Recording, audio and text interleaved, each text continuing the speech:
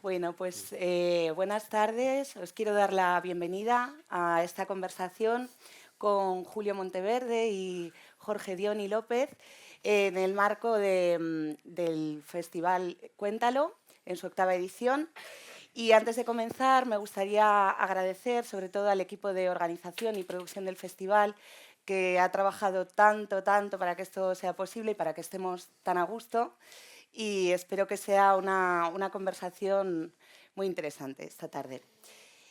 También quiero agradecer a la organización del festival que haya querido contar conmigo para conducir esta charla, porque el tema de este año del festival, la ciudad, a mí me apasiona.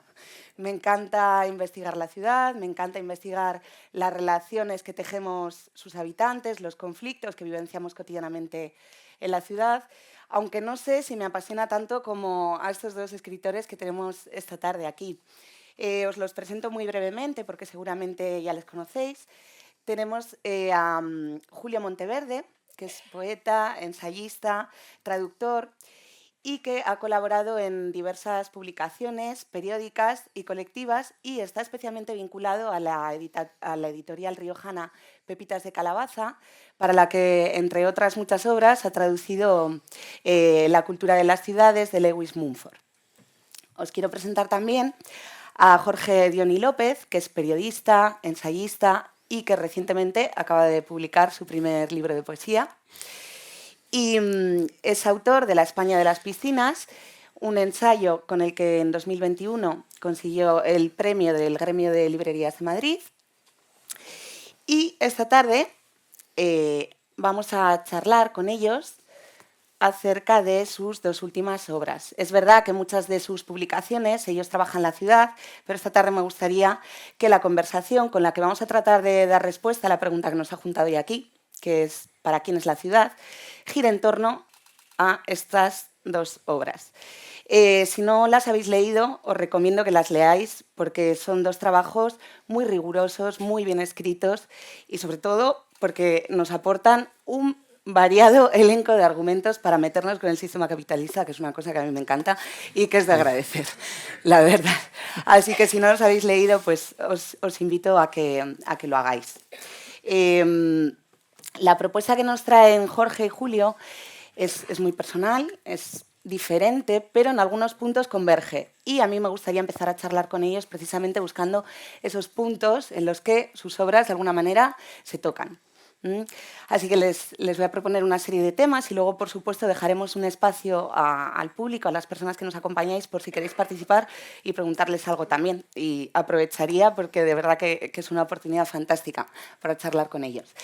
El primer tema con el que a mí me gustaría comenzar esta conversación tiene que ver con algo que yo he visto en común en sus dos libros y es el juego. Cómo en ambas propuestas está incorporado el juego.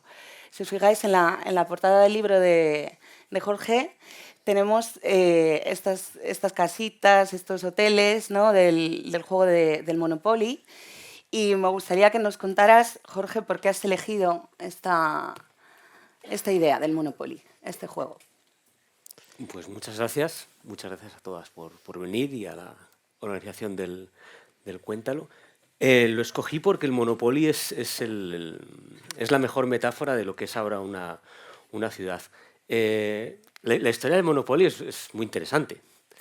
El Monopoly fue inventado por una mujer, Elizabeth Phillips, que era difusora de las ideas de un tipo llamado Henry George, que era un liberal que sostenía que los rentistas eran los que lastraban el progreso de las naciones y que solo debía haber un impuesto, solo uno, a la tierra. Toda la tierra debía ser propiedad del Estado y por el uso de la tierra, quien quisiera, debía pagar. Eso sobre todo no gustó a la Iglesia Católica, que es muy poseedora de tierras, y su libro acabó en 10 libros prohibidos. Elizabeth Phillips hizo dos juegos. Uno se llamaba Prosperidad. Y eran los dos iguales. Se dividían toda la tierra, había lotes de tierra agraria, lotes de tierra urbana, fuentes, estaciones de ferrocarril, etcétera, etcétera, lo que después es el Monopoly. Y le llamó Prosperidad. Y en ese juego se ganaba cuando todo el mundo quedaba mejor que en la situación inicial. Es decir, tú tenías que jugar no solo pensando en ti, sino pensando en los demás. Un poquito como sexo, ¿no? Eh, y el segundo lo llamó monopolio para denunciar cómo el sistema capitalista, que decía Paula, lo que hace es acumular, es tendente a la acumulación. Y ella decía, este juego sirve para evidenciar que esto es lo que se hace mal, ¿no? Este juego en el que hay uno solo que gana cuando el resto se arruina. Es decir, un desastre social. Bien. Pues ese segundo modelo de juego se lo copió un señor, que no diremos su nombre, que quede en lo propio, y lo patentó, lo comercializó y ha sido el juego que ha triunfado. El monopolio. Por lo que sea. Por lo que sea. Y es el juego que mejor muestra la dinámica que ahora tienen las ciudades. Es decir, desde hace 20 años hemos entrado en una dinámica de desposesión y acumulación. Es decir, cada vez menos tienen más. Y los datos están ahí. Y es interesante que siempre en el Monopoly, mientras estamos jugando, tenemos la idea de que nuestras tres cartitas nos van a resultar. A ver si cae, le pillamos, a ver si cae, le pillamos al que ya tiene 10 o 12 cartas. No, no le vamos a pillar. El que tiene 10 o 12 cartas se va a quedar con las nuestras, irremediablemente. También quería preguntarle a Julio acerca del juego, porque él nos propone que la ciudad es un terreno de juego y el aspecto lúdico está muy presente en tus obras, en psicogeografía, que ahora nos contará, pero también lo has abordado junto a Julián Lacalle en Invitación al tiempo explosivo, con la editorial Sexto Piso. Cuéntanos por qué la ciudad, en tu planteamiento, es un campo de juegos. Bueno, la ciudad es un campo de juego porque siempre lo fue en un principio, siempre fue un campo de relaciones en las que los individuos y la comunidad se relacionaban entre sí. Y lo que pasa es que ahora, en nuestra época, tendemos a entender el juego no solo por el Monopoly y la idea del Monopoly en sí, sino los juegos en general como unidos a la idea de competición, ¿vale? Y de competencia. Pero el juego es mucho más que eso, no es solo una competición. El juego en sí es una forma de existencia propia del ser humano en la que encuentra la forma de relacionarse, casi una cualidad natural. Hay un libro muy famoso sobre esto que se llama Homo Ludens, de Huizinga, que llega a definir al ser humano como el animal capaz de jugar, ¿no? Que no tiene que ver en que sí puede tomar la forma de la competición, pero no solo. Y de hecho son esos juegos no competitivos en los que parece que el ser humano se encuentra más contento. No más contento, sino más con aquello que busca. Aquellos juegos en los que no pierde nadie. Aquellos juegos en los que todos tienen que ganar y todos ganan jugándolo, ¿vale?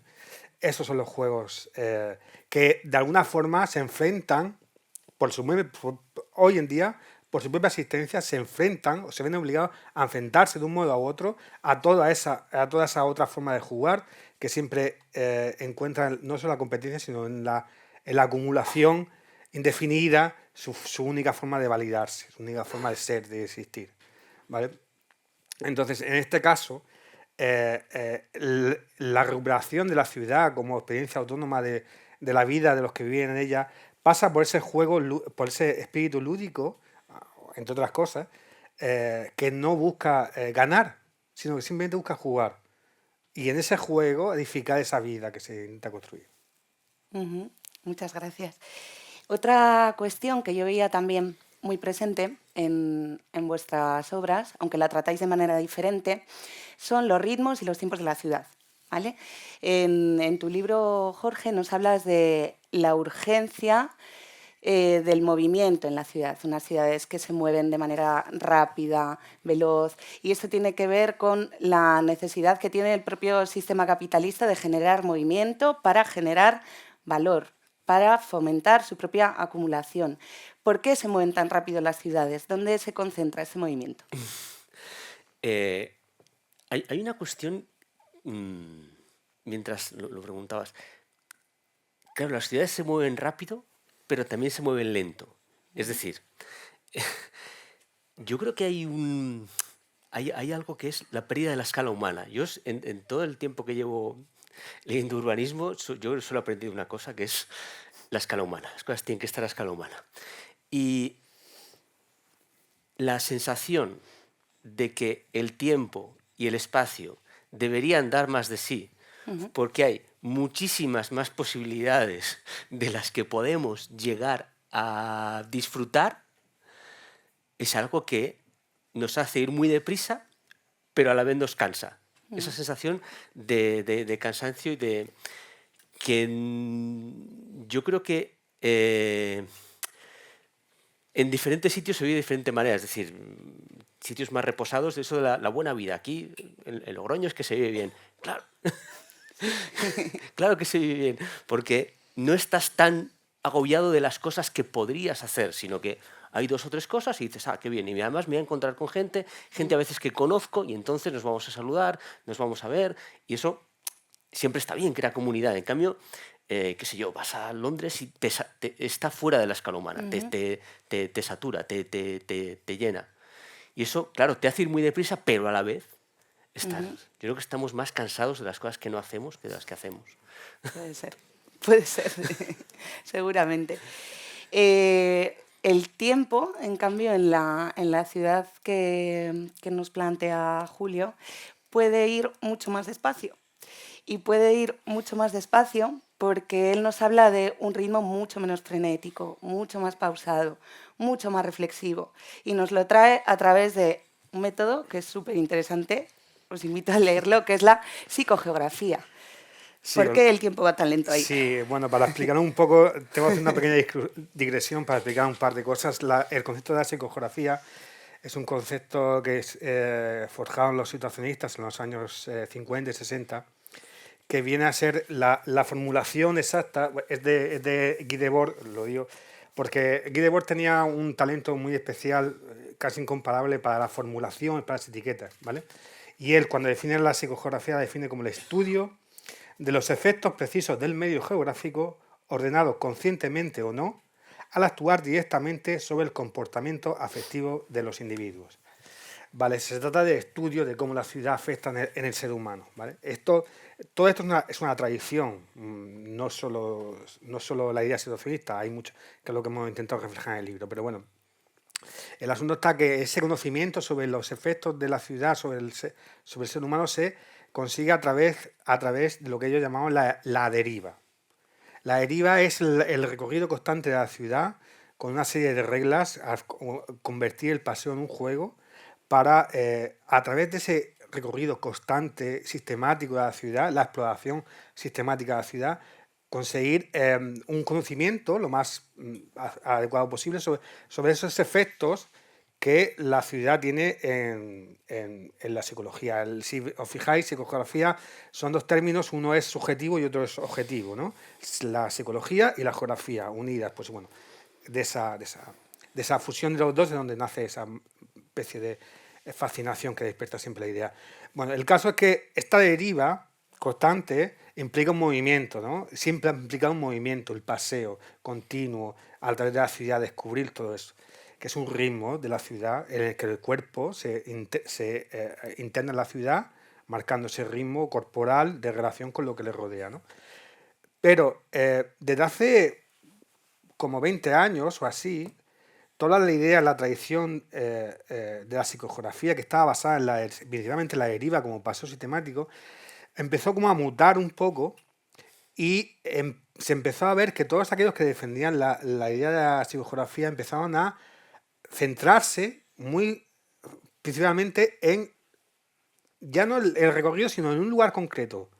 Todo esto tiene mucho que ver, por ejemplo, con las plazas, el famoso movimiento de las plazas, la defensa de las plazas el 15M, la Plaza Tahrir, el Parque de Zuccotti, todos los movimientos de la zona temporalmente autónoma, de Kidnap, todos esos movimientos, toda esa idea, el movimiento que aquí también se ve reflejado, que se llamó en Inglaterra Reclaim the Streets, que era que se definía por el lugar, el sitio, el enclave que había que defender y crear, y que había que crear una vida en ese enclave. Por decir, hubo una especie de giro copernicano en el que se pasó del movimiento a la quietud. Que eso también, desde mi punto de vista, también está muy influido por el propio desafuero del ritmo de las ciudades, sobre todo las grandes ciudades, el ritmo muchas veces desatado que ha ido adquiriendo, ¿no? Y frente a todo ese movimiento inconexo, grotesco y tal, se crea nos vamos a quedar aquí, nos vamos a parar aquí y vamos a crear la fortaleza, como la famosa fortaleza de Sol. El proceso. Muchas gracias.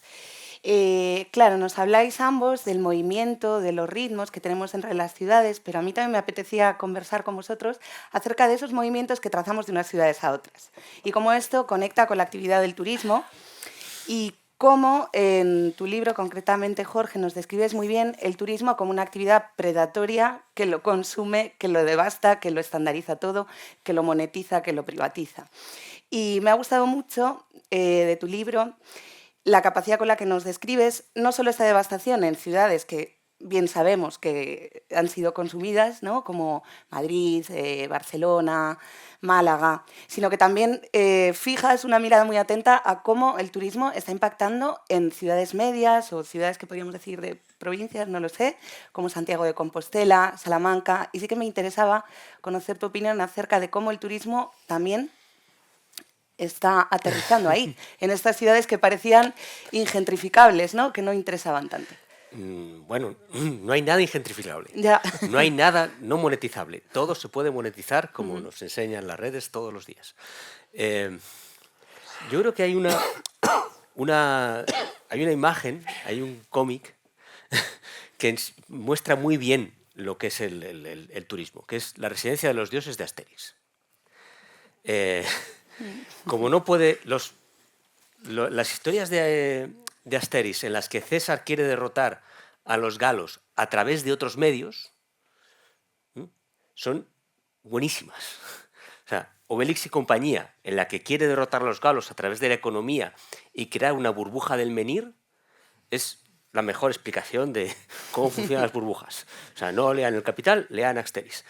O sea, la cizaña es el mejor ejemplo de cómo funciona el mal rollo.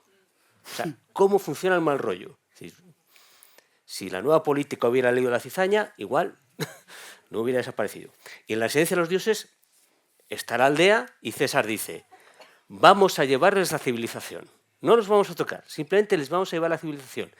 Vamos a acabar con su modo de vida, que es el bosque, y les vamos a llevar la civilización. Y cuando esté la civilización ahí, descubrirán que son un suburbio, descubrirán que son pobres. Al final se construye solo una residencia, solo un edificio, pero los que van allí lo que hacen es, claro, la ciudad se acomoda, la aldea se acomoda a sus gustos. Les gusta el pescado, porque en Roma, lo te decía, está muy caro, entonces compran pescado. Empieza a subir de precio el pescado. Les gustan las espadas, los escudos, empiezan a subir de precio, pero también al cabo de 2 semanas todas las tiendas de la aldea o son pescaderías o son herrerías. Y se monta un lío tremendo, porque la gente de allí no puede comprar el pescado y tampoco puede comprar otras cosas, porque ya todo es lo mismo. Ese es el efecto que crea. Ese es el efecto que crea. Crea la industria turística. Yo siempre quiero sacar a los turistas de la ecuación. Son muy molestos. Somos muy molestos. Somos todos. Yo soy muy molesto cuando voy a una ciudad y me muevo y hago fotos y digo, ay, mira qué bonito. Yo también soy muy molesto para el que vive allí. Pero yo creo que la mirada tiene que estar más arriba, no horizontal. Nos gusta la mirada horizontal. La mirada del que podemos ver como enemigo. Hay otro cómic, el de Eras una vez el hombre. Había un momento en la batalla de Poitiers que dibujaba a Pedro y el Gordo de galos y a Pedro y el Gordo de árabes. Y decía, ¡ta! Estas son las guerras, ¿no? No, gente que es igual y se pega. Al final somos... Pero claro, esa industria turística lo que hace es cambiar totalmente la ciudad y la adecua a lo que necesita. ¿Ferreterías? No. ¿Mercerías? No. ¿Zapaterías? No. O de alto nivel. Entonces, ya no es por el precio solo de la vivienda, es decir, no puedes vivir allí, porque es un lugar de pasar, es un lugar de fiesta, es un lugar de tomar un café, tomarte una pizza, una hamburguesa, vamos, pasarlo bien, no vivir. Que vivir también es pasarlo bien. Sí, quienes residimos en el casco antiguo de Logroño lo sabemos bien. Julio, danos Sí, algo de luz, algo de sí, no, esperanza, por favor. no sé, el problema es un poco lo que dice, el problema de los turistas es que al final todos somos turistas. Por mucho que y es cierto que nos fastidia mucho los turistas de nuestra ciudad, pero luego cuando vamos a otra ciudad, pues cogemos un Airbnb o lo que sea y también y formamos parte. De que tú te crees que estás aparte, pero no estás aparte. Formas parte de la misma del mismo movimiento. Entonces.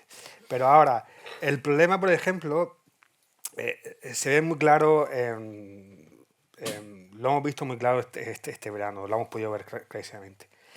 Los franceses, que como dicen nada más que unos pocos son muy cuidadosos con sus cosas, tienen también un talento especial para ver cómo funciona la corriente de la historia, por decirlo, y cómo incluir a París en la corriente de la historia. Si os fijáis en estas últimas Olimpiadas, París ha sido el decorado pero no los estadios, sino la ciudad. La ciudad en sí ha sido el decorado de las pruebas. O sea, esa ciudad ha sido completamente es completamente un decorado total. O sea, ahí la gente que vive en París no pintaba nada. Nada en esas retransmisiones. Bueno, sí, a lo mejor había gente en las aceras aplaudiendo y tal, pero podía ser cualquiera. O sea, la vida de toda la gente que sigue viviendo, si sigue viviendo alguien en el centro de París, supongo que sí. Pero claro, con todo lo que está pasando, uno tiende a dudarlo. Pero bueno, toda esa vida está completamente borrada. La ciudad es un completo decorado que solo sirve para eso, para ser el decorado de un espectáculo, una competición deportiva, desde luego no para una vida. Sí, y así es como se ha vendido este verano a París, que es como la punta de lanza el momento más avanzado de todo este proceso. A mí me pareció desde el principio. O sea, todo el proceso de gentrificación, todo el proceso de vaciamiento de la ciudad, todo el proceso de sustitución de la vida de las personas por la necesidad del capitalismo, todo ese proceso se convergió en esa punta de lanza que es París. París durante los Juegos Olímpicos, me refiero. La visión espectacular de París. Yo te quería pedir un poco de luz, que nos dieses De un poco luz, de esperanza. A ver, es que sí, quería a mí preguntarte sí, con relación a esto, no lo sé si lo ves posible, porque a mí se me venía esto a la cabeza, ¿no? Cómo las derivas psicogeográficas, a lo mejor podrían servirnos para viajar dentro de nuestras propias ciudades, para incorporar lo bello y lo bonito al día a día, y si eso puede ser un revulsivo para querer dejar de viajar a todas partes y querer dejar de consumirlo todo en todos sitios. sí, ¿O es solo eso ha una...? sido, a ver, eso ha sido la intención total del libro, recuperar una tradición que se basa, o que es que en el fondo, en el resultado último, es una tradición poética. Realmente son los poetas los que se inventan esto. Lo que pasa es que luego va variando y luego va tomando otros cauces pero son es Baudelaire, es Apollinaire, es Breton los que realmente inventan esta percepción de la ciudad como un lugar en el que el individuo y el grupo de forma autónoma pueden crear su vida en las calles, ¿vale? O encontrar algo de lo que quieren en las calles. Entonces, hemos intentado dar ofrecer esas posibilidades, porque el problema es ante el intento de desposesión, el intento de reapropiación. Y lo bueno, lo indudablemente incomparable que tiene el paseo y todo el tema de la deriva y de esta reapropiación de la que estamos hablando, es que es completamente gratuito. No es mediatizable. O sea, no necesitas nada para salir a pasear y relacionarte con tu ciudad para volver a hacer la tuya. no necesitas ni siquiera un GPS, aunque lo llevemos todos, pero ni siquiera es necesario. Por supuesto, no es necesario, no ha hecho falta nunca. Pero no necesitas pagarle a nadie, no necesitas nadie que te diga dónde tienes que ir ni a dónde tienes que dejar de ir. Y ese carácter autónomo, gratuito y perfectamente a la mano, es una de las grandes ventajas que tiene contra ese intento constante de ya no sé cómo es la palabra, monetización de la asistencia. Bueno, pues a ver si en estas Se derivas... intenta. A ver si en estas derivas se nos pasan un poco las ganas de monetizarlo todo, ¿no? Quería charlar con vosotros también acerca del tema que nos trae aquí, ¿no? La pérdida de la ciudad, para quién es la ciudad. Y porque, bueno, leyendo vuestros libros se ve esa crítica que hay de base al sistema capitalista, a la mercantilización de la ciudad, a cómo vivimos en ciudades que están cada vez más volcadas hacia el exterior, a la captación de flujos de capital y a ese intento también de posicionar la ciudad en un mercado global de ciudades para hacerla más apetecible a los ojos del turista y de quien se la quiera comprar. Pero al mismo tiempo también son ciudades que se abren hacia afuera pero que se cierran sobre sí mismas, ¿no? Y que establecen muchas barreras en su interior. Jorge, nos hablas de la vuelta de las murallas en tu libro, de los señores de la tierra. Y Julio, también de algún modo nos hablas de estos cierres cuando reflexionas acerca de la pérdida de autonomía en el espacio público de la ciudad y el efecto devastador que tienen a veces esas arquitecturas funcionalistas y su avance imparable. En este escenario que nos describís los dos, sí que me gustaría preguntaros ¿para quién es realmente la ciudad y quién pensáis que la pierde y que desde luego sale perdiendo? Bueno, yo creo que los mensajes que se lanzan son muy claros. Es decir,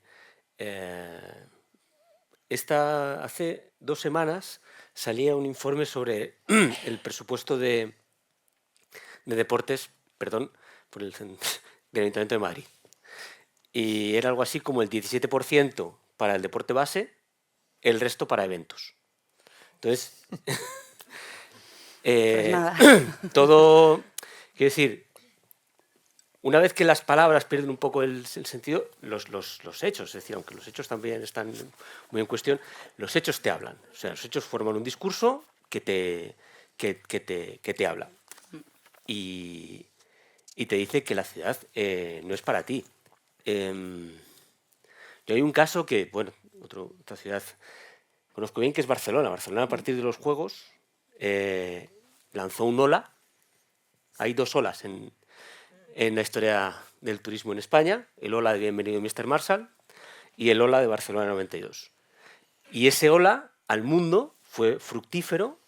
Era un ola también a la inversión en industria un poco más especializada, en el sector sociosanitario, pero si montas algo en el Mediterráneo, el turismo te va a comer, porque es la industria más potente.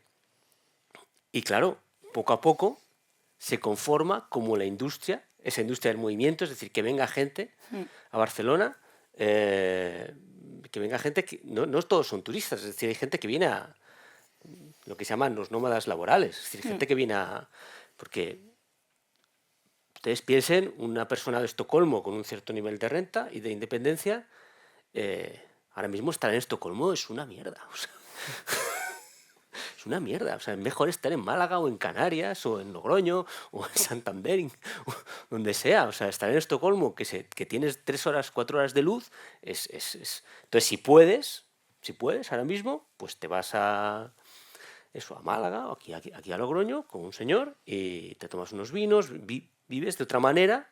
Y entonces Barcelona lo hizo y claro, poco a poco, pasado el tiempo, se ven las consecuencias. En el 80% de hogares de la ciudad de Barcelona no hay menores de edad. No hay menores de edad. No es porque que también la gente no quiera, se haya ido. ¿Dónde están los niños? Pues están en las comarcas que rodean Barcelona. Si tú ves la pirámide de población de muchos pueblos que rodean Barcelona, son pirámides de población de 10 años, 40 años. Pero claro, una ciudad un centro, una ciudad, una ciudad, un centro que tiene que producir cultura, sociedad, o sea, tiene que... Hostia, no hay menores de edad. ¿Qué va a pasar ahí? Y, bueno, otro dato era, la mayor población de entre 22 y 45 años son extranjeros, italianos. Italianos de Italia, italianos de Argentina, italianos de Uruguay, italianos de Chile. Pero que la cuestión, que genial, porque la historia de la humanidad son las migraciones y de ahí saldrá algo bueno. Pero lo que quiero decir es que cuando la gente se pregunta, hostia, ¿por qué ya no se habla catalán en Barcelona? Es que ha sido tu modelo. Es que ha sido tu modelo. Sí. Es que hay una frase que yo me sirvió mucho para intentar ver un poco lo que estaba pasando, que la incluí en el libro. Es una frase de Aristóteles, nada más y nada menos, que decía algo tan simple. Decía, los hombres se reúnen en las ciudades para poder vivir y permanecen juntos en ellas con la intención de vivir una vida buena. El problema es que esta frase tan simple y tan luminosa ahora nos parece una utopía. O sea, ahora mismo la ciudad no es para eso. O sea, la ciudad no es para que la gente se reúna a vivir una vida buena. Ahora mismo la ciudad es para otra cosa muy distinta. O sea, ¿para quién es la ciudad? Desde luego no para la gente que vivía ahí. Pues que ya, o que sigue viviendo allí. En el centro de la ciudad me refiero. Y esto es algo que pasa en las grandes ciudades y en las ciudades, en las capitales de provincia, y está pasando, como decíamos antes, también en las más pequeñas. O sea, ya esa ciudad ya no es para la gente que vive. Es para la gente, o sea, los propietarios que no son la gente que vive, ¿vale? O sea, son fondos de inversión, como decías tú también, son capitalistas que tienen propietarios, por decirlo así. Esos son ahora mismo son los que poseen la ciudad. Los vecinos no. La gente que vive allí no.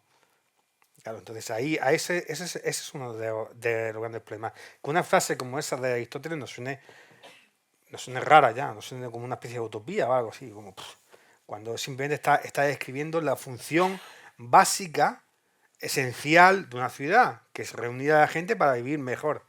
Pues no, ahora ya no sé, ahora eso no es así. Entonces, ¿para quién es la ciudad? Ahora mismo, desde luego, para los que viven ya no. Y ese es el problema, a eso es a lo que hay que enfrentarse. Y de ahí parte todo. El intento de recuperación de esa ciudad, porque la ciudad, si tenía algún sentido, era vivir en comunidad, en ella.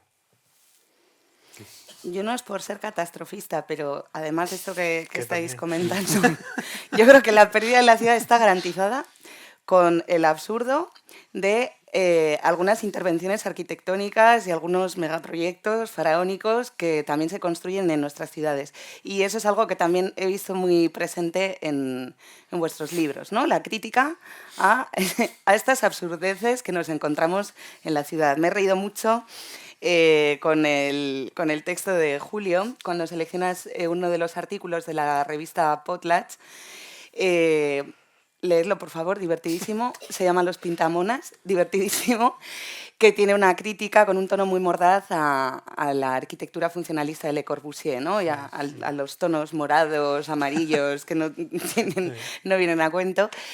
Con tu libro también me he reído mucho, Jorge, en varios momentos, pero te puedo asegurar que he sentido escalofríos cuando nos describes algunas de estas absurdidades, ¿no? Por ejemplo, cómo se está planificando Nusantara, la nueva capital de Indonesia, también este megaproyecto de montar un nuevo Guggenheim en un espacio protegido de la biosfera, como es la ría de Urdaibai. Otra cosa de la que yo no tenía ni idea, que es este proyecto NEOM, que es una iniciativa que prepara el gobierno de Arabia Saudí. Ahora, si quieres, nos cuentan un poco más. Pero bueno, los dos incorporáis esta crítica de cómo muchas veces la arquitectura se aleja demasiado de las necesidades de las personas, ¿no? Responde a estos intereses capitalistas de los que venimos hablando. Y sí que quería preguntaros por cuáles son estos absurdos que más os han sorprendido en vuestras propias derivas por la ciudad y en esta investigación que hacéis de la ciudad. Bueno, yo lo que quería decir también sobre el tema del absurdo es que Lewis Mumford decía que el tamaño de las ciudades no es de por sí malo. O sea, quiere decir que más que el hecho de una ciudad sea más o menos grande, lo que importa es la función que se produce en ella. Entonces, cuando en esa función que se produce en ella, cuando lo que pasa dentro de ella está, por decirlo así, torcido, es cuando aparecen todas estas monstruosidades que son nada más que el reflejo de una visión eh, mm, alterada del papel, incluso el propio papel de la ciudad. Yo es que en cuanto al absurdo yo le tengo mucho cariño a algo que él también conoce. Los dos somos de Alcorcón, no lo sabíamos, pero vivimos en Alcorcón, pero los dos vivimos, no lo sabíamos, nos hemos enterado esta misma tarde. Pero hay un proyecto faraónico maravilloso que es la Escuela del Circo, que eso a mí siempre... Y es todo porque el alcalde que hubo durante mucho tiempo, su abuelo trabajaba en el circo y él quiso hacer una ciudad del circo internacional y ahí está, lleva 20 años cerrado, nunca ha tenido... O sea, es un proyecto faraónico, o sea, enorme, con cristal, que hace una especie de... reconstruye con cristal una pista de circo, una cosa alucinante, y que nadie ha sabido darle utilidad, nadie ha querido darle utilidad y lleva como 20 años cerrado eso, una cosa alucinante, que evidentemente le costó a la alcaldía en su tiempo. Por supuesto, pero bueno, de todas formas, ese tipo de construcciones grotescas, sobre todo a los ayuntamientos le gusta mucho, pero como digo, eso es resultado de una idea no bien definida de lo que tiene que ser la ciudad, de una idea grotesca de la relación del hombre con la ciudad, y así es como surge, solo puede surgir así. Yo tengo una idea para ese sitio. ¿Ah, sí? Sí. Ese lugar está... no sé si conocen el mundo de los ovnis. Bueno, pues en el mundo de los ovnis hay un avistamiento ovni muy famoso, que es el ovni de Valderas, que es dentro del caso Humo, que se conoció, que son unas fotografías manipuladas. Después hay un libro de Eduardo Bravo maravilloso sobre este tema. El ovni de Valderas apareció al lado de este sitio, al lado Valderas de los castillos. Es un barrio de allí. Hay unos castillos del Marqués de Valderas y justo al lado aparece donde apareció el ovni. Y esto está construido al lado. Y yo... Sí, bueno, no me atrevo, pero me gustaría proponer un evento, el Gran Centro de Estudios Ufológicos europeo. Pero bueno, esto no va a salir. Casi tendría más sentido. Nos traemos a Eric von Daniken de presidente. Lo más absurdo, es que no sé si absurdo es la palabra, pero lo de Neom es increíble. Por favor. Es increíble. Es un proyecto de Arabia Saudí para hacer varias ciudades en su territorio. Una de ellas se llama The Line. Es la ciudad lineal de Arturo Soria a lo bestia. Es decir, una línea de como de 100 kilómetros, 2-3 kilómetros de ancho, ¡boom!, rodeada con espejos para no calentarse. Y dentro, un mundo maravilloso. Si veis los vídeos, está todo lleno de vegetación, el mundo feliz. Todo esto en una línea que llega desde el mar al interior. Es increíble, pero es que hay más. Es decir, hay una construcción de islas artificiales. Hay una ciudad de montaña en Arabia Saudí. Pero es que esa ciudad de montaña le han dado los Juegos Olímpicos Asiáticos de Invierno. Los Juegos Asiáticos de Invierno de no sé qué año se los han dado a esa ciudad, que lo que hace es pillar agua del Mar Rojo y convertirla en nieve con un gran tubo. O sea, todo de locos. Pero pero la bolsa que cueste 0,5 en el supermercado, ¿no? Y hay un tío metiendo un tubo en el Mar Rojo sacando agua. ¿Pero esto qué es? O sea, y otra, antes hablabas de Le Corbusier. Saliendo de Atocha, de la estación de Atocha, ya no se ve, la quitaron. Durante bastante tiempo hubo una pintada que era "La culpa de todo es de Le Corbusier". Sí. También la vio. Sí, claro. Todo es de Le Corbusier. Le Corbusier, movimiento funcionalista, pero aparte, claro, hace lo de la máquina de habitar, que si os fijáis, si veis fotos de La Máquina de Habitar y veis fotos de grandes desarrollos, es que es igual.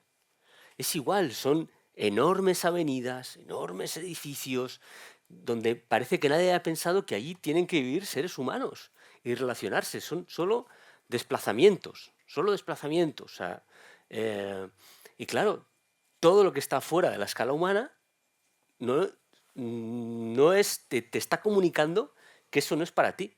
O sea, cuando tú en tu barrio tienes una avenida de 5 o 6 carriles, eso es una frontera, eso no se pasa.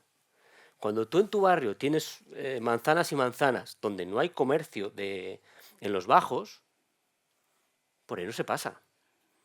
Cuando tienes esas grandes calles, no puedes enviar a tus hijos a hacer un recado.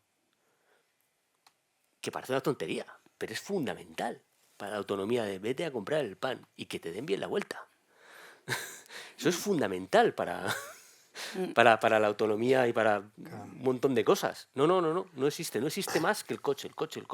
Entonces, es absurdo, pero es así. Y es que nuevos desarrollos que veo son exactamente así. Y ves algunos renders que dices, pero esto es Blade Runner. O sea. Claro, lo que has dicho tú antes del texto de las pintamones, que los situacionistas criticaban a Le Corbusier con mucho humor y tal cual, pero él lo hacían principalmente porque entendían que la arquitectura de Le Corbusier, no sé si quizá hay gente aquí que le gusta, es muy loable, pero lo que ellos entendían es que, en especial Le Corbusier, con la escuela funcionalista, lo que hacía era establecer en principio una función que podía parecer que era inocente, pero que no lo era en ningún caso.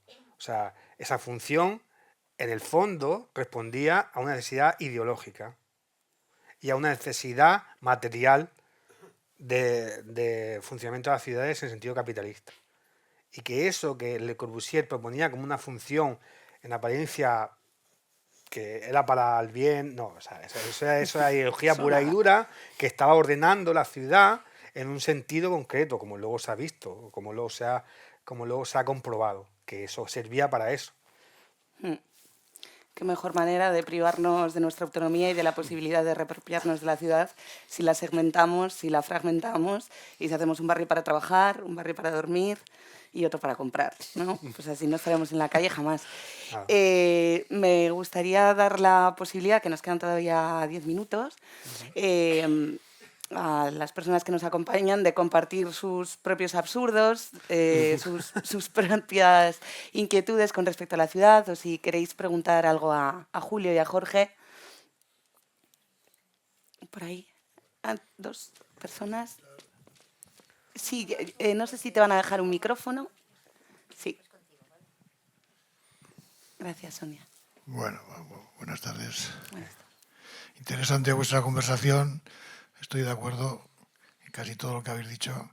Ahora os quería preguntar, bueno, ante el abandono del campo, de las zonas rurales, están creciendo en nuestro planeta lo que se llama las megaciudades. Entonces yo me imagino ya vuestra opinión, porque una ciudad de 20 millones de habitantes, una ciudad de 30 millones, una ciudad de 40 millones, ¿qué grado de humanización, qué grado de servicios puede haber? ¿Me podéis comentar algo de esto? Es un poco lo que lo he comentado ya antes. Evidentemente hay un punto en el que rebasa toda medida. Ya una ciudad de 50 millones de habitantes, que el Gran Tokio que se llama y todo este tipo de cosas, eso es una locura. Pero yo sigo creyendo con Lewis Mumford que el tamaño depende, o sea, no es de por sí grande o malo, no es de por sí malo. ¿Vale? Grande o pequeño, no es de por sí malo, sino que son las relaciones que se producen para qué es esa ciudad. Eso pienso yo que es lo realmente importante y lo realmente determinante. Sí. Sí, sí, siguiendo con esto. Bueno, pero disculpe, es que se me olvidó. Respecto a lo de la vuelta al campo y todo eso, esta mañana lo estábamos hablando también.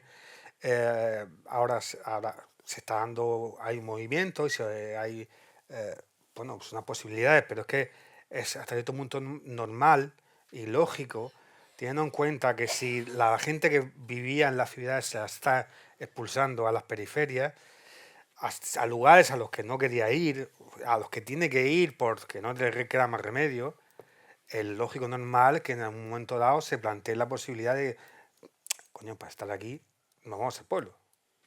¿Por qué no? Y es lógico normal que se produzca ese proceso y ese resurgir de esa idea, que yo considero perfectamente loable, ¿no? Pero que es también fruto de eso. Claro, el abandono del campo. Yo creo que el desafío del abandono del medio rural, que yo, que soy del medio rural, no tengo muy claro ya que exista. Sí, yo soy de un pueblo de Zamora y el mundo que yo viví, y ya yo viví en eso, yo tengo 50 años, ese mundo donde mi pueblo era el centro de una comarca, donde venía la gente, donde cada plaza tenía la plaza de las patatas, la plaza de los bueyes, la plaza de los pimientos, la plaza de los cerdos, la plaza de la paja. Ese mundo ya no existe. Y ese mundo ya no existe tampoco porque nosotros vivíamos en un tiempo y un espacio distintos. Nosotros sabíamos que existían cosas. Es decir, que existía los Rolling Stones, por decir un grupo, o que existía Police, o que existían los Smiths. Pero muy poca gente se le ocurría ir desde Benavente a Madrid a ver a los Smiths. Y aún menos ir desde Benavente a Ámsterdam a ver a Police. O sea, y también sabíamos que había películas que se estrenaban en Madrid, que después viajaban y nos llegaban. Ese tiempo ya no existe. Es el ya. Pero es el ya que es posible. Es decir, la gente que la vive meramente ve las películas que se estrenan hoy en día y puede vestirse como la gente de Madrid y puede hacer los TikToks de la gente de Madrid, sin ningún problema. No se les va a notar que son de Benavente, salvo por el acento. Pero claro, quedarse ahí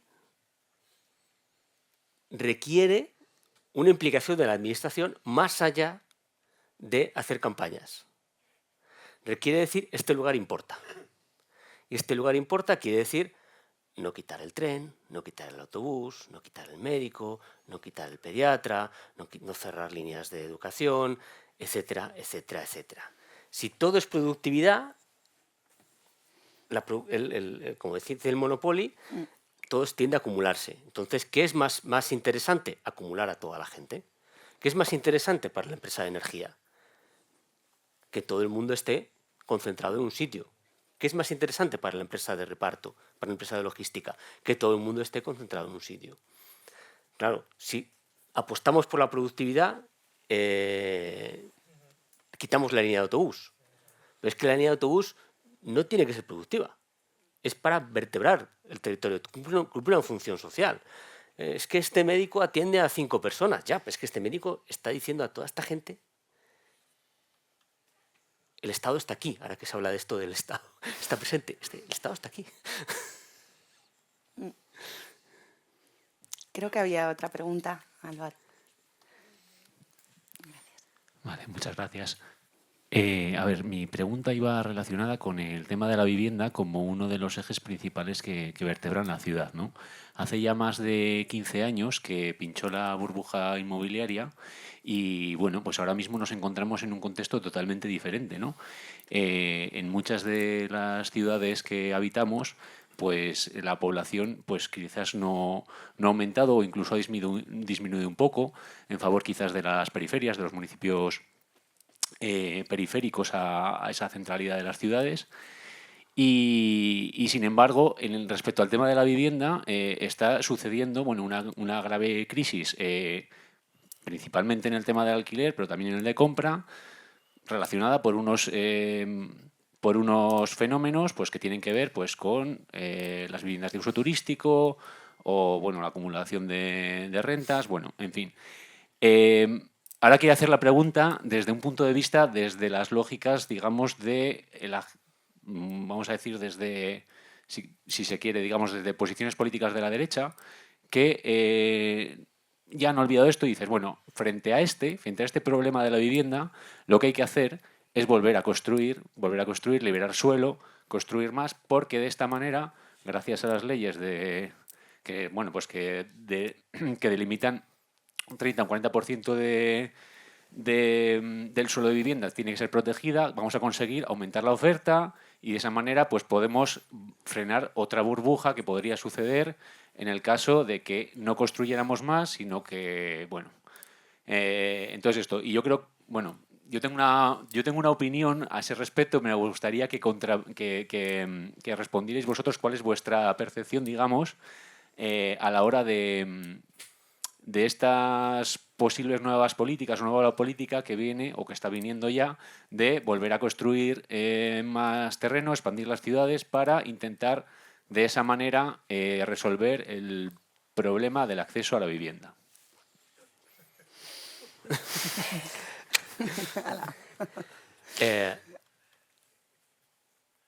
Liberalizar el suelo, lo primero, no quiere decir desarrollar. Porque el señor que tiene el suelo quiere desarrollar cuando le venga bien, no cuando nos venga bien. Yo me acuerdo de dar una charla en un desarrollo de Madrid que se llama El Cañaveral, que es un sitio duro, porque está conectado con la ciudad solo por una línea de autobús, o sea, solo se ven descampados. Después lo que tiene cerca es otra ciudad que se llama Coslada, que para evitar que esa gente vaya allí a utilizar sus servicios, como no ha habido una planificación, les han puesto jumpers, creo que se llama, o no me acuerdo el nombre técnico, son los grandes bloques de hormigón que hay en las autovías, se los han puesto, les han cortado la carretera para que no vayan. Y ahí había un desarrollo, otro no, otro sí, otro no, otro sí, otro no, otro no. Y entonces había un señor de la asociación de vecinos que me decía, ¿pero por qué no obligan a desarrollarlo todo? Y yo decía, bueno, es que usted piense que esto es utilizo la expresión, un huerto de plusvalías. Hay unos señores que tienen aquí un suelo apuntado con un valor y el año que viene en el libro contable lo tienen apuntado con el mismo valor y después con el mismo valor. Y son pacientes, no tienen necesidad de desarrollarlo. Es decir, el BBVA plantó unas plusvalías en la Operación San Martín hace 30 años y le van a crecer ahora. Entonces, esa idea de liberalizar suelo y se va a desarrollar, no se va a desarrollar. ¿Por qué van a construir cuando el precio está bajo? Esperarán. Porque además, las normas contables permiten que yo le pongo digo que esto vale 5.000 euros, se lo doy a Julio por 10.000, se lo da a Paula por 20.000 y me lo vuelve a vender a mí por 30.000. Y esto vale 30.000 euros, anotado. Y hasta que yo no lo saque al mercado, son 30.000. Después hay unas ciertas normas de, bueno, más o menos cuánto vale el suelo, cuánto vale la vivienda, no sé qué, pero yo no lo tengo que sacar al mercado. Entonces, esa política no... es que no va a funcionar. Pero bueno, da igual, es la que tenemos metida en la cabeza de... Pero esa política funciona, qué sé yo, con las fresas. Cuando llegan las primeras fresas, vas a la frutería, ¿en cuánto están las fresas? A 17. Joder, no sé qué, tal. Bueno, venga, dame 3 o 4. Siempre... Ya cuando vienen más, cuando es la época de fresas, pues te compras más fresas porque son más baratas. Hay más y son más baratas. Con la vivienda no es así. No es así, es que no caduca. No caduca. El que tiene un suelo en un sitio interesante, en un centro de una ciudad, puede esperar. Puede esperar. ¿Te lo liberalizan? Bueno. Es decir, no es un particular que tenga la necesidad de hostia, tengo que vender mi Opel Corsa porque me quiero comprar otro coche. No. BlackRock no. BlackRock son los caballeros templarios. O sea, es una orden mundial fuera del poder de los estados que tiene territorios, tiene posesiones, y puede esperar. Entonces, yo entiendo la política esa porque es la que siempre se ha seguido. Pero lo siento, pero no, seguramente no garantizará... O sea, lo que garantizará que se baje el precio de la vivienda será otra crisis. Lo siento. El tema está, ¿a quién beneficia realmente liberalizar? ¿Beneficia realmente a la gente que vive en las ciudades el que se liberalice o sea, ¿a quién beneficia directamente? Mientras tanto, esos procesos de liberalización pueden durar décadas, como muy bien ha explicado él. Mientras tanto, la vida se nos pasa en barrios de mierda, ¿sabes? O en barrios, o quizás no de mierda, pero barrios duros o ásperos, en los que la vida cuesta mucho, en donde ha desaparecido la calle, por ejemplo. En los PAU de la mayoría de las ciudades, la calle ya no existe como tal. Existe, hay una defiende, pero los coches van por la carretera, pero la calle en sí parece que no existe, porque ya ha desaparecido completamente, ¿vale? Y a nosotros se nos pasa la vida mientras se decide si se liberaliza, si no se liberaliza, si esperamos esta burbuja, si no. Mientras tanto, seguimos sin o algo tan sencillo como es intentar, no tan sencillo, o algo tan simple como es intentar reapropiarse de esa experiencia de tu propia vida con tus vecinos, está ahí a la mano de cualquiera. No sé si, perdón, si alguien quiere plantear alguna cuestión más. Ahí.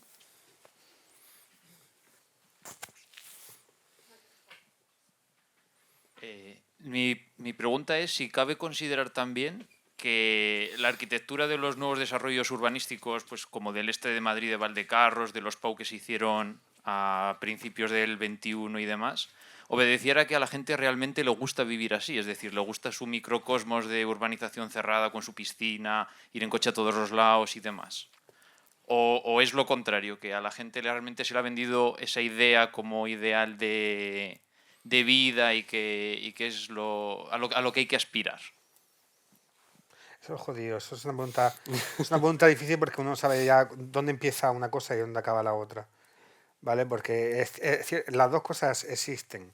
O sea, es cierto que sea en Madrid es muy claro, en otras partes de España a lo mejor no, pero en Madrid existe un mito de esa vivienda, no ya del PAU, sino la vivienda unipersonal, con las famosas piscinas, el extrarradio, es que eso, la clase media aspiracional que se llama, y que eso es algo que está muy dentro. De hecho, el Palo de Alcorcón realmente cuando se construye, que son 10.000 viviendas, que es un pueblo en sí mismo, se construye porque se dan cuenta de que hay un terreno en el sur de Alcorcón muy grande, y claro, se dan cuenta de que si dejan que todo eso se convierta en chalets o en adosados,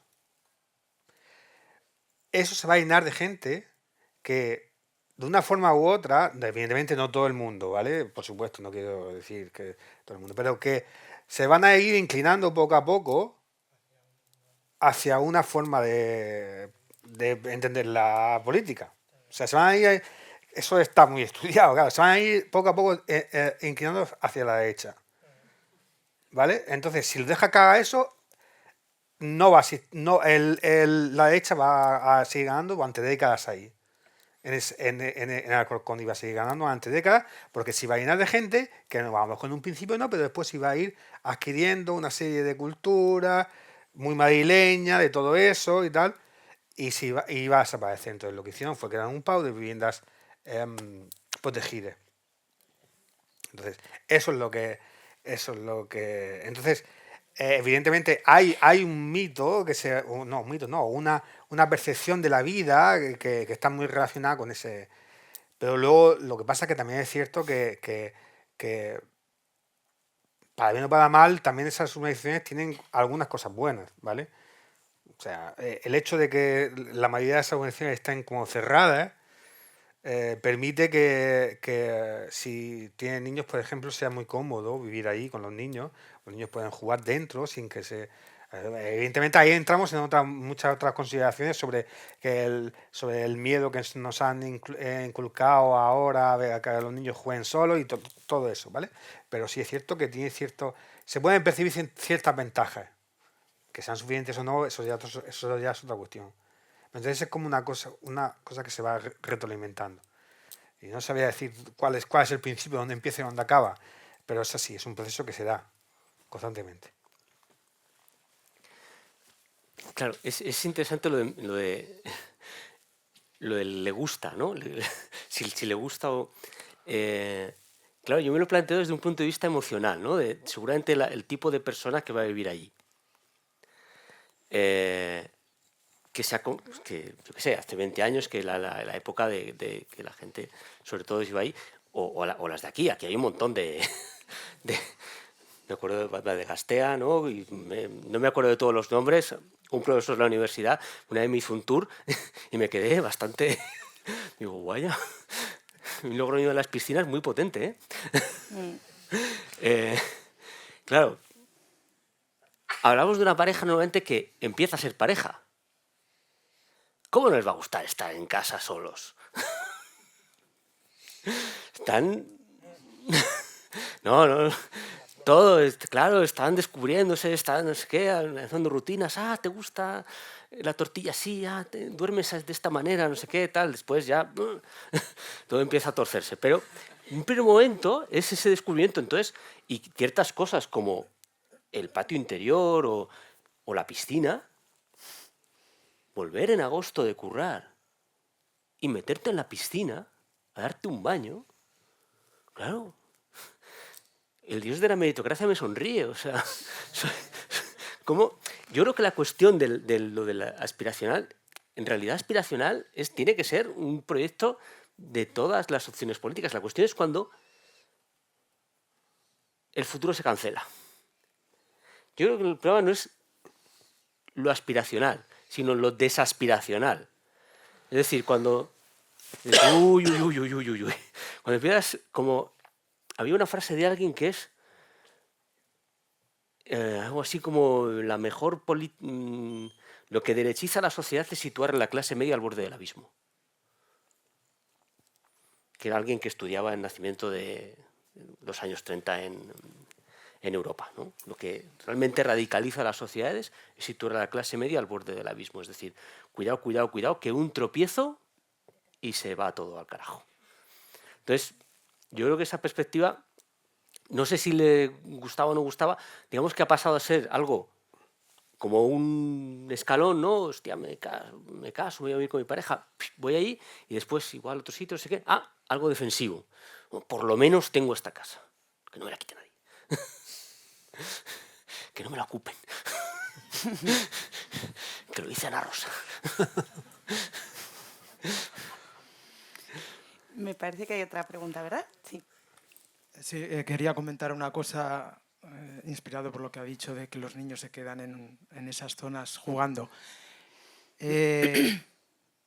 Antes de que se me confunda, no quiero sonar ni racista ni lo soy.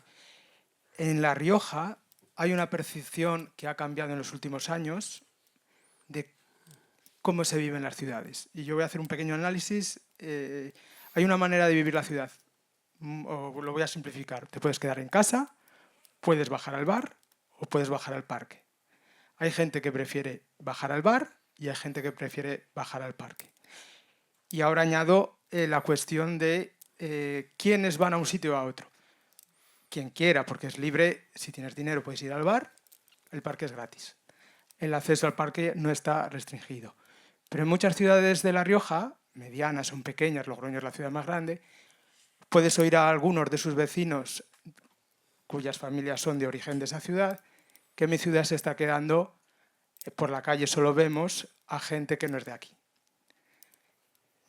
Lo que quiero decir, no sé el público si es mayoritariamente logroñés, de origen logroñés o no. Tendemos, creo yo, a convertirnos en ciudadanos consumidores en nuestra propia ciudad. No hace falta que seamos turistas, que salgamos a otras ciudades, sino que estamos consumiendo nuestra ciudad. Mientras que hay otra manera de entender la ciudad que es la que teníamos nosotros hace unas décadas y hace unas generaciones, que es la que siguen teniendo o han adoptado los que ahora decimos que no son de aquí y son extranjeros. Y es una cosa que sorprende mucho si vamos a Calahorra, Alfaro, Arnedo, otras ciudades pequeñas que quizás aquí no se note tanto, en Logroño quizás no, pero en otros lugares sí. Entonces, en línea, da igual el tamaño de la ciudad, es cómo se plantea esa ciudad y cómo, pero yo creo que también es cómo la vivamos cada uno. Si nos convertimos en ciudadanos consumidores y aceptamos que mi manera de relacionarme con los demás tiene que ser sentado en una mesa de una terraza, tomando algo, porque si no, igual no pertenezco a esa clase media que se permite unos privilegios, aunque no tenga piscina en su urbanización, pues ¿cómo voy a estar simplemente sentado en y ya termino, en un banco de un parque? Si además esos bancos de los parques están siendo disfrutados por gente que con los que igual no tengo una conexión o no creo que sea capaz de conseguir crear un vínculo. Es que es un poco, es que eso también es la pescadilla que se muerde la cola, porque los niños no salen, los niños en los barrios, sobre todo en los PAOs y en los barrios que están construidos alrededor de casas con patios interiores, no salen, pero entonces si tú vas por la calle, o sea, no salen del patio, porque lo tienen ahí acondicionado, tienen sus juegos, tienen su tal, los padres saben que están, pues se pueden vigilarlos a través de la ventana, nadie va a entrar, o no se supone que nadie va a entrar.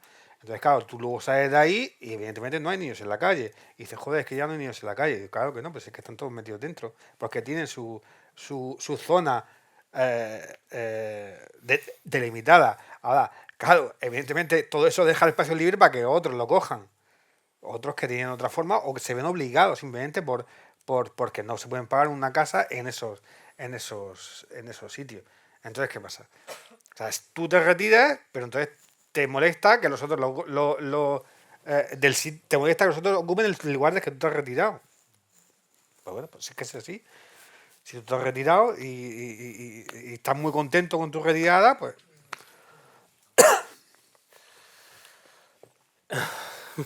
¿Qué decir? Yo creo que hay una cuestión de percepción y de concentración. Es decir, yo esto lo vi en Lleida, en la provincia de Lleida, en donde, por ejemplo, en Madrid, la migración está muy repartida. Entonces, incluso en el supuesto de que, digamos, unos vayan al colegio público Blasco Ibáñez y otros vayan al colegio concertado Virgen del Remedio, pero todos juegan igual en el Atlético Carabanchel, ¿no? Los juveniles del Atlético Carabanchel o en el equipo de baloncesto o qué sé yo. O sea, hay actividades que unen porque vives más o menos en el mismo sitio. La cuestión está en lugares donde toda la migración está concentrada en un sitio, que es el modelo francés. Es decir, hay una zona en la que todo se concentra. El caso de Lleida era el centro de Lleida. Y que, claro, crea una percepción distorsionada, muy distorsionada. Claro, tú vas, hostia. Claro, y esa idea de esta ciudad ya no me pertenece, que también te la da el turista. Pero con el turista no te vas a enfadar, porque el turista está por encima. Te enfadas con el migrante, que está por debajo. Siempre es más desahogado mirar abajo que mirar arriba y decir, hostia, ¿quién me está dificultando el estar? No, mejor para abajo. Ya digo, hay una cuestión de percepción. Los famosos venezolanos del centro de Madrid, ¿no? Claro. Que han ocupado, que son millonarios ricos, en su gran mayoría. Con eso nadie se enfada. Los de las Golden Visa. ¿Eh? Los de las Golden Visa. Eso es. Con eso nadie se enfada. Con eso no hay ningún problema. A eso nadie dice que vienen a quitar el trabajo, ni nada.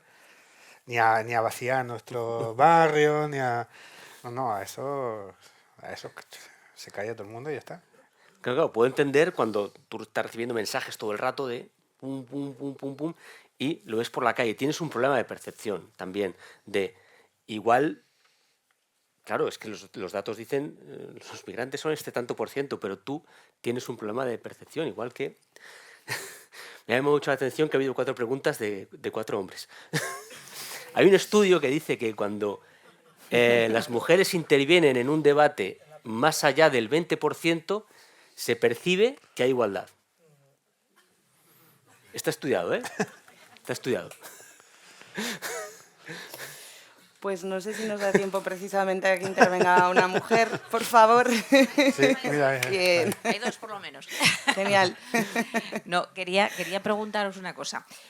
A ver, la pirámide poblacional es brutal, ¿vale? Es verdad que los niños, yo creo que hay un tema de seguridad y un tema de espacio, ¿no? A la hora de que se vaya a la periferia, la gente, yo soy madrileña, aunque ahora estoy viviendo aquí, la gente se va a la periferia porque el centro no lo puede pagar, salvo que sea inmigrante y no le importe vivir hacinado, ¿eh? Y así lo hacen, ¿vale? Pero, ¿qué pasa con los mayores?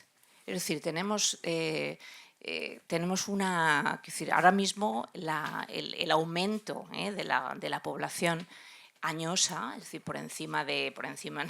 añoso, a ver, 65 años plus, es cada vez mayor y la ciudad marca muchísimo ahí sus capacidades funcionales también, ¿no?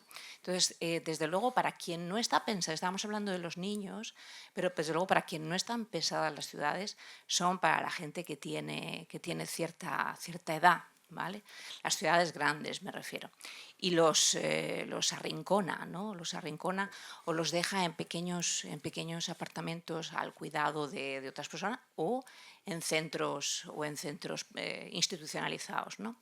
Aunque cada vez más se dan fenómenos de co-living, ¿no? de personas mayores, pero claro, a unos precios tremendos, ¿no? Entonces la pregunta es, ¿hay algún tipo de... O sea, ¿se está pensando en la inversión de la pirámide poblacional y qué vamos a hacer con nuestros mayores? Que yo pues cada vez me siento más cerca de ese momento, ¿no?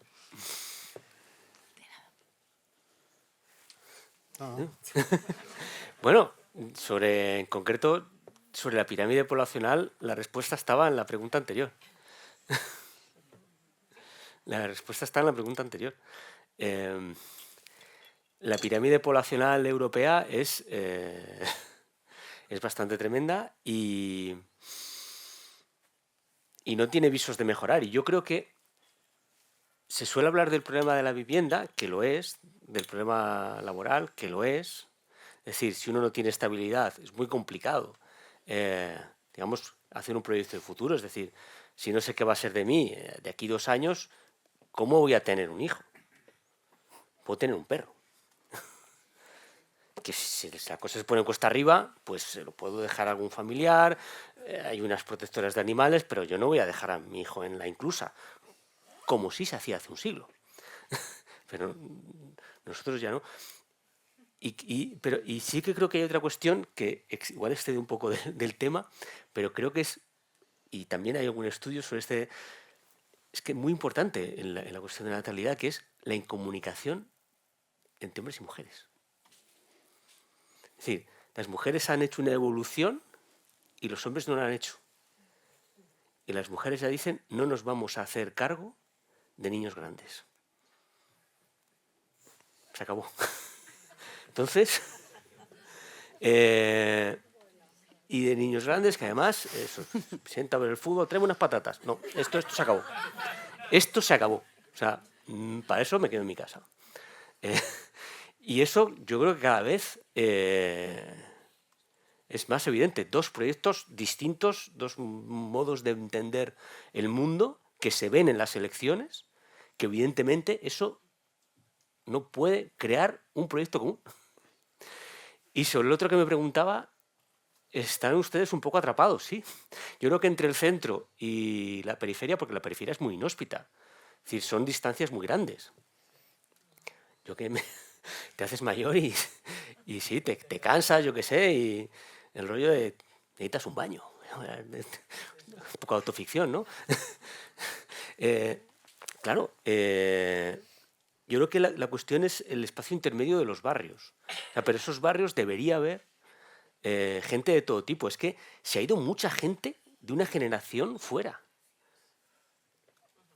O sea, hay una gran, yo el libro lo llamo la gran migración EGB, es decir, hay una gran migración de gente de nuestra edad que se ha ido allí. Que se ha ido allí, ves tu generación, y esa generación se ha ido de la ciudad. Claro, y se ha quedado una situación socialmente que no es... En el tema de la tercera edad, yo la verdad no sé muy bien cuál sería la solución, pero lo que sí es cierto es que sí que hay mucha gente que ha percibido, sobre todo los movimientos de la vivienda, la paz y todo lo demás, en Madrid, por ejemplo, ya mucho tiempo percibiendo que existe una figura muy importante en los barrios, que era la vecina, ¿vale? Que esa vecina mantenía el tejido de los barrios históricamente y que hasta cierto punto llegó a ser un bastión, ¿vale? De esa vida. Y que evidentemente, por supuesto, todo eso está desapareciendo.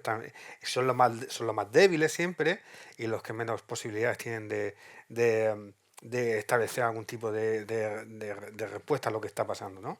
Pero sí que hay muchas campañas sobre... No, campañas. Se ha puesto mucho en valor esa figura. A mí eso sí que me parece interesante. Cómo esa figura de lo que ellos llaman la vecina, ¿no? La categorizan así como personaje mítico casi, que es capaz de encarnar el barrio, ¿vale? Y evidentemente pues, han establecido esos intentos de ponerlo en valor y tal, que a mí me parecen bastante loables. No es mítico, ¿eh? Donde vivo se llama Lourdes. Ah, bueno, No, digo el personaje, cuando habla del personaje. No, es la persona que estructura donde vivimos se llama Lourdes. Y resisten. El día que le pasa algo a Lourdes, o sea, nos desintegramos. Claro, resisten y siguen resistiendo, pues además no tienen otra, porque es su casa, ¿sabes? Y evidentemente son víctimas propiciatorias de cualquier tipo de violencia contra especulativa, ¿vale? Inmobiliaria. Entonces siempre es muy jodido. Y por eso siempre se intenta ponerlas en valor y que ellas también sepan que hay gente que puede ayudarles a permanecer y a defenderse. Bueno, nos da tiempo...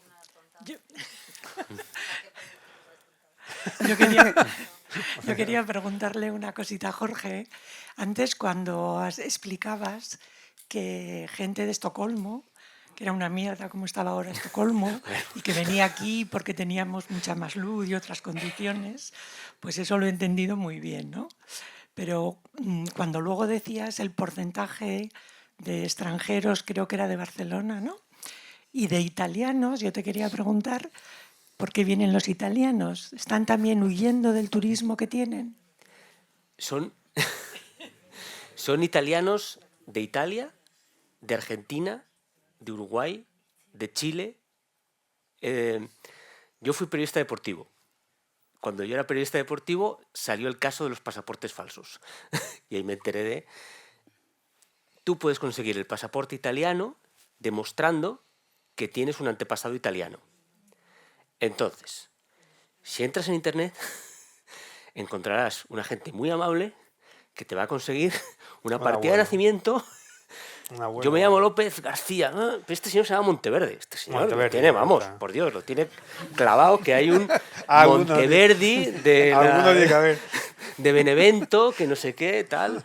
Tiene el pasaporte italiano el día que quiera. Entonces, claro, no solo son italianos de Italia, son italianos de Latinoamérica también.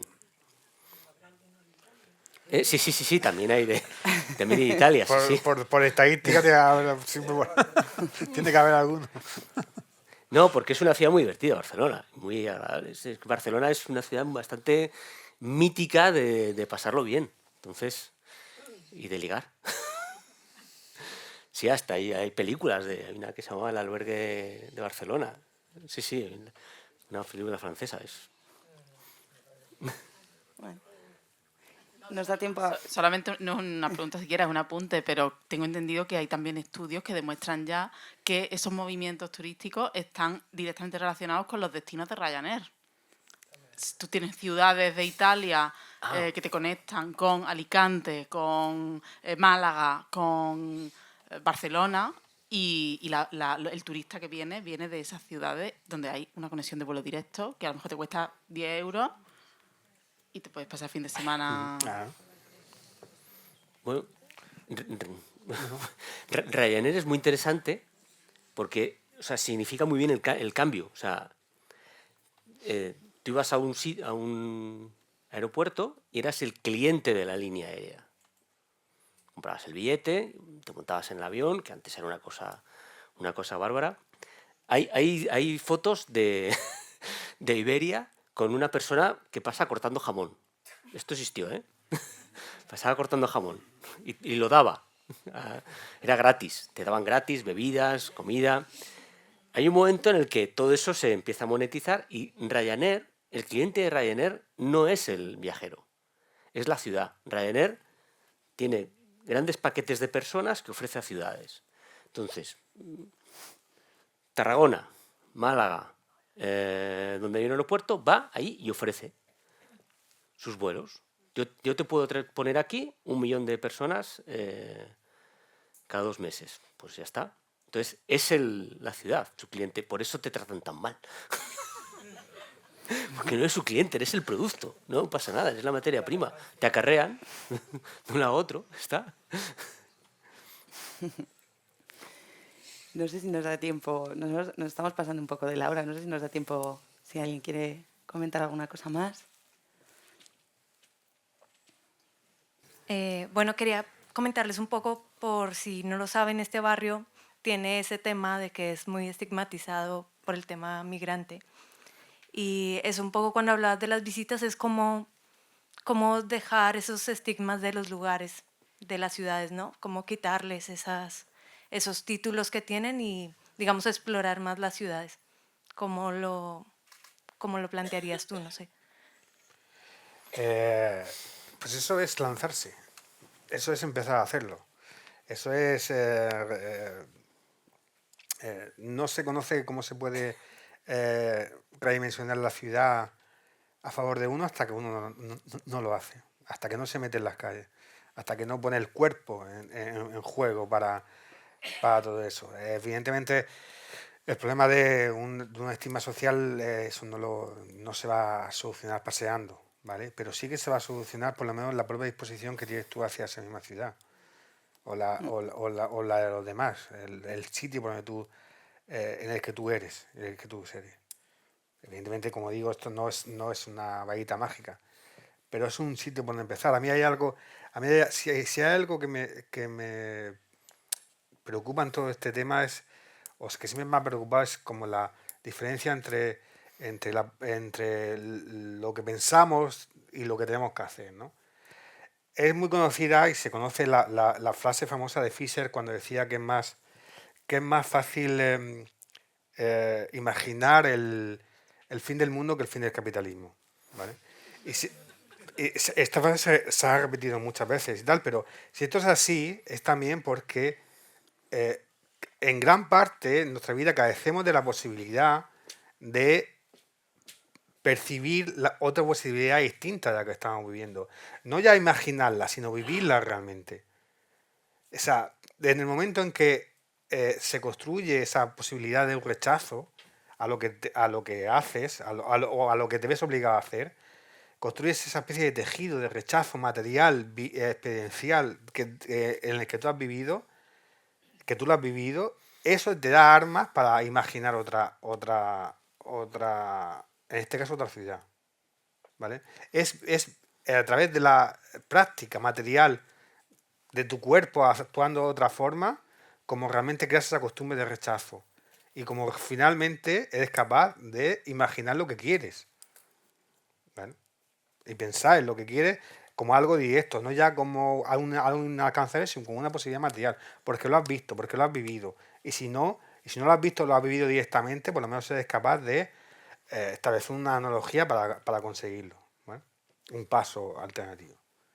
Pero es esa liberación en la práctica lo que te da la posibilidad de establecer, como digo, ese otro ámbito al que pasarse, ¿vale?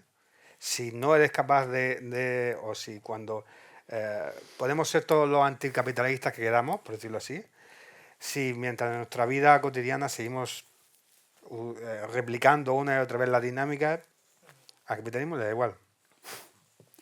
Va a seguir. En cualquier caso, si eso creará una oferta dirigida por logaritmos hacia ti, y ahí se acabó.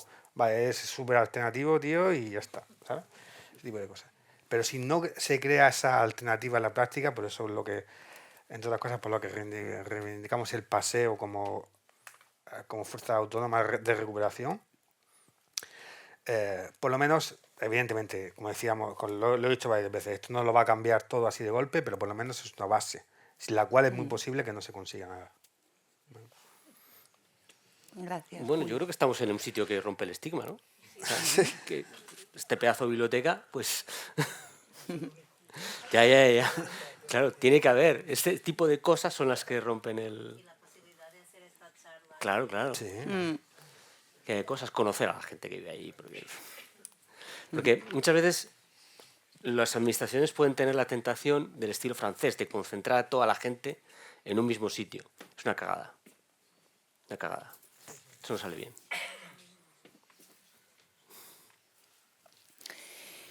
Vale, pues muchísimas gracias. Muchísimas gracias a todas las personas que nos habéis acompañado esta tarde. Nos hemos pasado un poquito mucho el tiempo, así que pues vamos a tener que cerrar. Lanzo una ultimísima pregunta para cerrar aquí. Si la ciudad avanza a ritmos insospechados hacia la necrosis, como nos dice Julio, si las ciudades, como nos dice Jorge, están cada vez más cansadas, nos estamos cargando nuestras ciudades, ¿para quién será la ciudad y dónde viviremos? ¿Recuperamos las preguntas de Escorbuto, como nos planteas en tu libro? ¿Quién tiene el dinero? ¿Quién tiene la ley? ¿Qué va a pasar? ¿Qué va a pasar? Uy, ni idea. No. Yo, que he recibido muchas acusaciones de pesimista, de gente muy catastrofista, yo creo que, me lo cuento alguna vez, que en las pelis de terror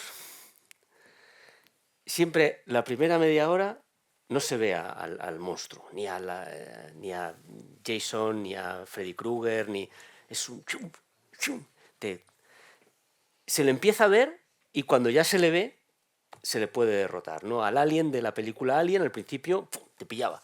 Entonces, ya cuando Ripley lo ve, y lo ve entero, lo vemos entero, ya deducimos, lo va a pillar. Lo va a pillar, como en Depredador. Cuando lo vemos entero, lo va a pillar. Este es un tema que está ahí ya. Ha tomado corporeidad. La solución es muy complicada, pero ya se ha hecho muy visible. ¿Y tú, Julio, cómo Sí, lo ves? a ver, yo también, en principio, también soy... soy pesimista en el sentido... soy pesimista en el sentido de que el monstruo está ahí y el monstruo ya ha adquirido cierta velocidad propia, una velocidad de crucero que por sí mismo se reproduce y tal, que es muy característica ya de los tiempos que cogen. Pero lo que pasa es que yo, en el fondo, quizás porque soy sentimental o por lo que sea, sigo teniendo una fe inquebrantable en la autonomía del ser humano y su capacidad para rebelarse contra lo que pasa, y contra lo que le pasa, y por sí solo encontrar que esta rebelión contra lo que pase tome diferentes caracteres que a lo mejor no son los que realmente uno desearía también, pero que la respuesta va a llegar es indudable. Y de hecho, en el fondo, tampoco estoy hablando de una gran respuesta explosiva, que también, que a mí me encantaría, pero no solo eso, sino una respuesta realmente de la vida cotidiana de todos los días, ¿vale? Porque al final, eso al final tiene que aparecer, y aparecerá. No sé hasta qué punto, si ya será demasiado tarde o no, pero tiene que aparecer porque es la misma dinámica del ser humano, ¿vale? Y es así como funciona. Pues ojalá que lo veamos. Sí. Ojalá. Pues muchísimas gracias. Nosotros. Pues nada.